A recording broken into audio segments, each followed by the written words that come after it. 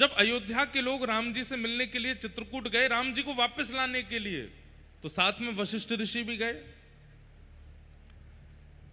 तो उस समय वशिष्ठ ऋषि जैसे ही चित्रकूट पहुंचते हैं तो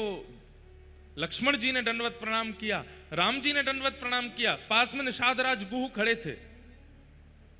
तो वशिष्ठ जी ने लक्ष्मण जी के सिर पे हाथ रखा, राम जी के सिर पे हाथ रखा। तो राम जी निषाद राज से कहते हैं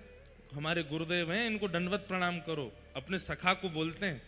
तो निषाद राज गुह ने दंडवत प्रणाम किया। वशिष्ठ मुनि उनका परिचय था नहीं, तो उन्होंने सिर पे हाथ नहीं रखा, बस हाथ जोड़ करके मंगल मंगलस्तु, आपका मंगल हो, ऐसा कहा। तो राम जी को इतनी पीड़ा हुई कि लक्ष्मण जी के सिर पे हाथ रखा, मेरे सिर पे हाथ रखा, निषाद राज के सिर पे हाथ क्यों नहीं रखा?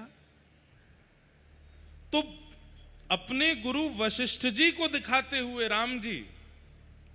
निषाद राज गुह को अपने हृदय से लगा लेते हैं, कभी उसके सिर पे हाथ फेरते हैं, साथ में बैठ के पाते हैं, उसकी पत्तल से कुछ उठा के पा लेते हैं, अपनी पत्तल से कुछ उठा के निषाद राज को पवा देते हैं। पूरे चित्रकूट के प्रसंग में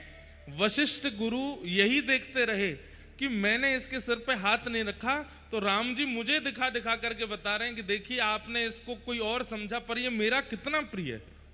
मैं इसकी पत्तल से पा रहा हूं, मैं इसको अपने हाथ से पवा रहा हूं, मैं इसको संग रख रहा हूं। तो जाते जाते जब निर्णय हुआ कि राम जी वापस नहीं जाएंगे, तो वशिष्ठ मुनि जाने से पहले निषाद राज गुह को अपने हृदय से लगाते हैं और कहते हैं भैया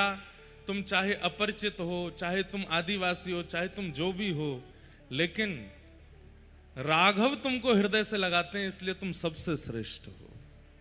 सबसे श्रेष्ठ हो, तुमसे श्रेष्ठ कोई नहीं।